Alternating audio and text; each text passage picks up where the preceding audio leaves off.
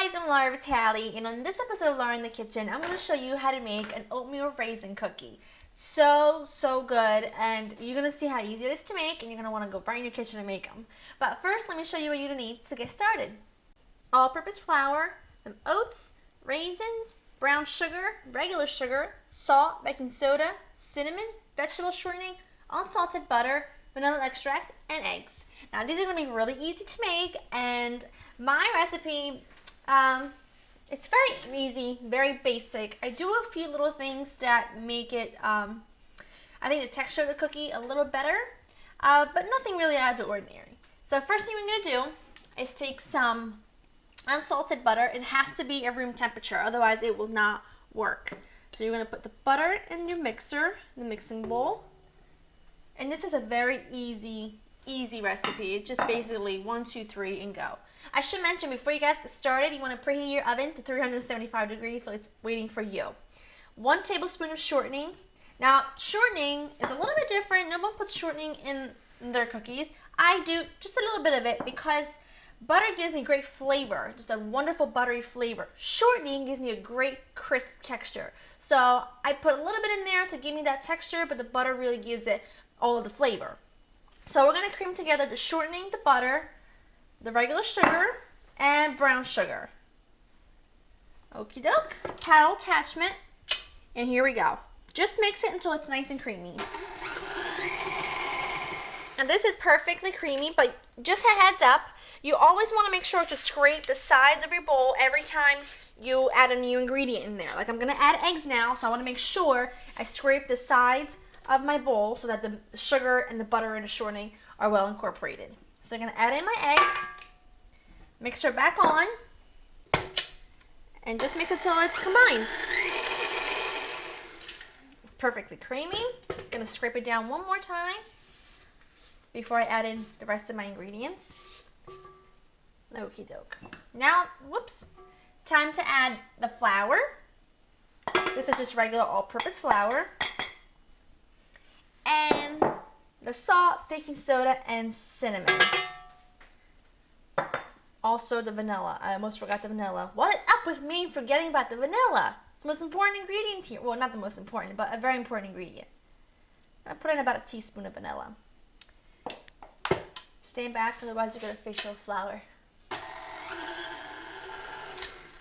There we go. My dry ingredients are really well mixed in.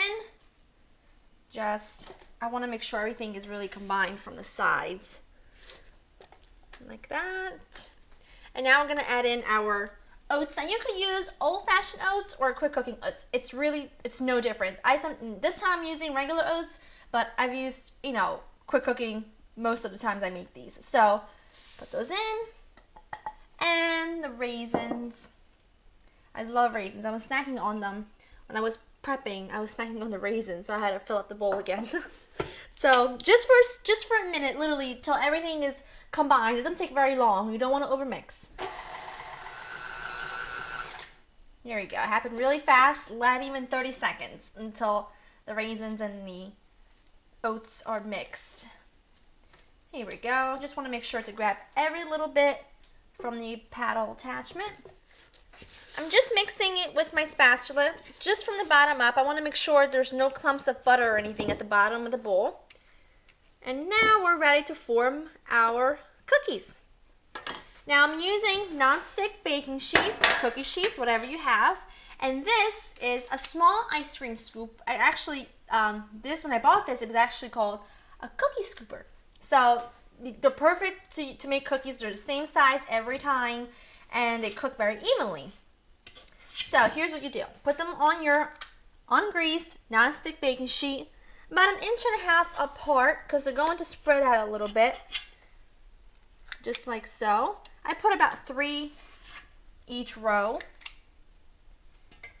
So I'm just going to continue to fill these up, and then we're going to put them in the oven.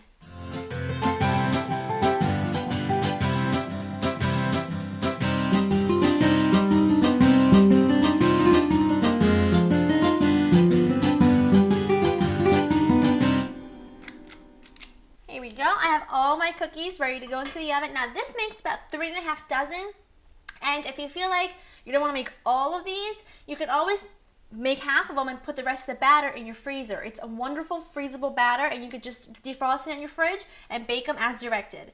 These are going to go into the preheated oven for about 10 to 11 minutes or so. You want the edges to be ever so lightly golden. You really don't want them to be brown because they're going to sit on the baking sheets for about 10 minutes before we remove them onto wire racks. So I'm going to pop these in, and I'll see you guys in a few. Now my cookies came out of the oven. I let them cool 5 minutes on the baking sheet, and then I put them onto wire racks so they can cool completely, about 20 minutes. Now, like I said, these cookies are so incredible. Aren't you like, so good. So much about food is not just in flavor, but also in texture. And these are so good. They're not all a dense, heavy cookie. It's flavorful, it's buttery, but it's still got a really nice crisp texture because of that tablespoon of shortening we put in there. So good. Make sure you let them cool completely onto your wire racks before you put them on a platter, otherwise they'll kind of get really soggy. Now I'm just going to plate these up.